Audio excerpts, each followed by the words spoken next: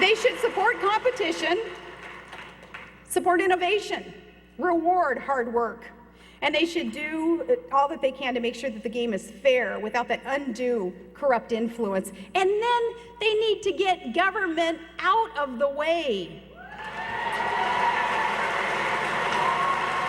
If they would do this, our economy, it would roar back to life. And for instance, on healthcare, we need bipartisan solutions to help families, not increase taxes. Remember that red reset button that America, through Secretary Clinton, she gave to Putin? Remember that?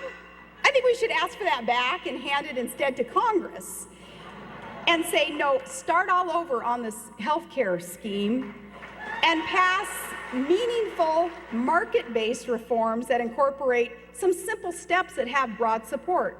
The best ideas, not backroom deals, but things like insurance purchases across state lines and the tort reform that we've talked about.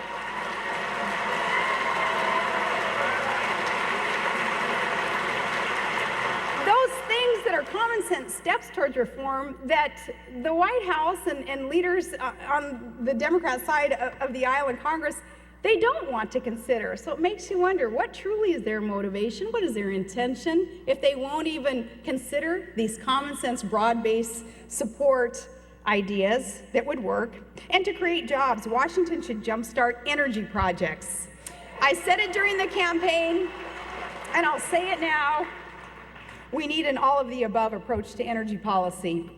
That means proven, conventional resource development and support for nuclear power, and I was thankful that the president at least mentioned nuclear power in a State of the Union. But again, we need more than words. We need a plan to turn that goal into a reality. And that way, we can pave the way for projects that will create jobs. Those are real job creators, and deliver carbon-free energy. And while we're at it, let's expedite the regulatory and permitting and legal processes for on and offshore drilling. Instead of paying billions of dollars, hundreds of billions of dollars that now are being sent to foreign regimes, we should be drilling here and drilling now instead of relying on them to develop their resources for us.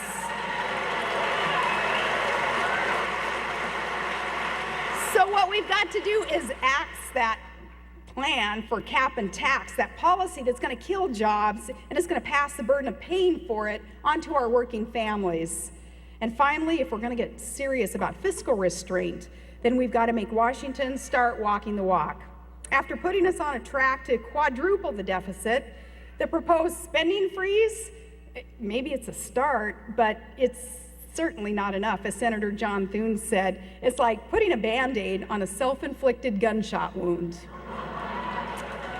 We need to go further, cut spending, don't just simply slow down a spending spree, and we've got to axe the plans for a second stimulus when the first hasn't even been measured for any success yet. Kill the plans for the second stimulus. And beware that now that second stimulus is being referred to as a jobs bill. Now, these aren't the only ways to rein in spending, and alone they're not going to be enough. Not enough to tackle the insane debt and the deficits that we face, but they are a good way to start and to show that we're serious about getting our financial house in order. Now, like a lot of you perhaps, I have spent the last year thinking about how to best serve. How can I help our country? How can I make sure that that we're in a position of nobody being able to succeed when they try to tell us to sit down and shut up? How can we best serve? In 2008, I had the honor of a lifetime running alongside John McCain. I look at him as an American hero. And nearly 60 million Americans voted for us. They cast their ballot for the things that we were talking about tonight: lower taxes, smaller government, transparency, energy independence, and strong national security. And while, no, our votes did not carry the day, it was still a call to serve our country. Those voters wanted us to keep on fighting and take the gloves off, and they wanted common sense conservative solutions, and they wanted us to keep on debating. And each of us who is here today, we're living proof that you don't need an office or a title to make a difference. And you don't need a proclaimed leader, as if we're all just a bunch of sheep and we're looking for a leader.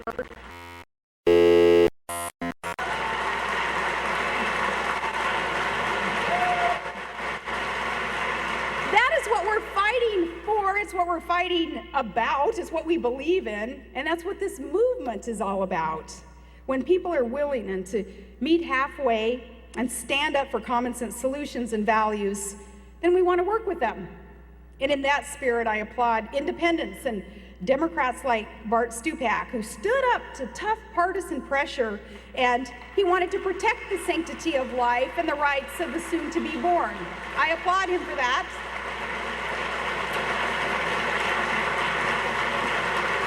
When we can work together, we will.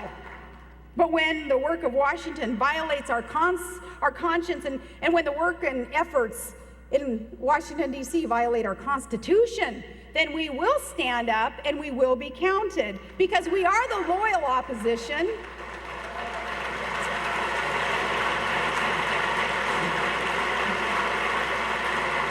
And we have a vision for the future of our country too, and it is a vision anchored in time-tested truths.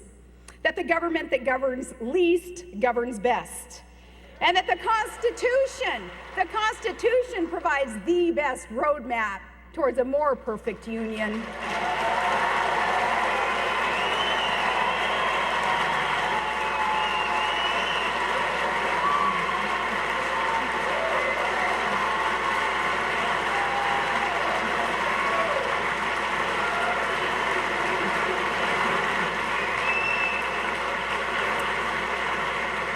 And that only limited government can expand prosperity and opportunity for all. And that freedom is a God-given right, and it is worth fighting for. God bless you. And that America's finest, our men and women in uniform, are a force for good throughout the world, and that is nothing to apologize for.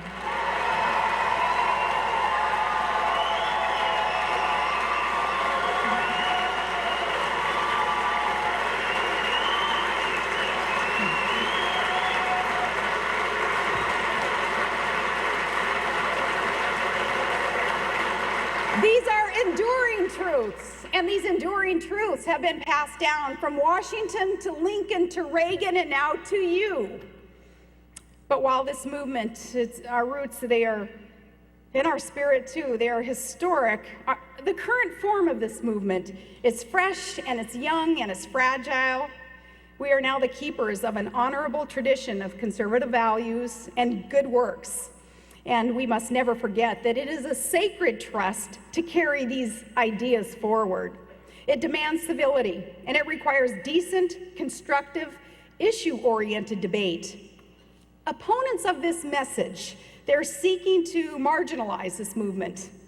They want to paint us as ideologically extreme and the counterpoint to liberal intolerance and some outrageous conspiracy theorists aimed at our own government, and unethical, shameless tactics like considering a candidate's children fair game.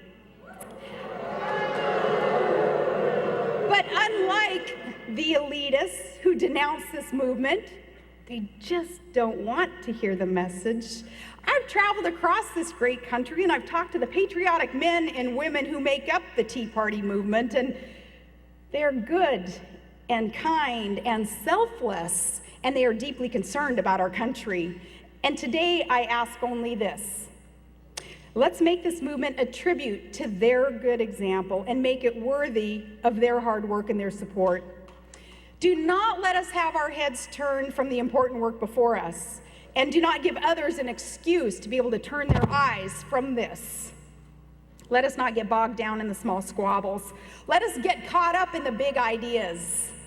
To do so would be a fitting tribute to Ronald Reagan, especially tonight, as he would have turned 99.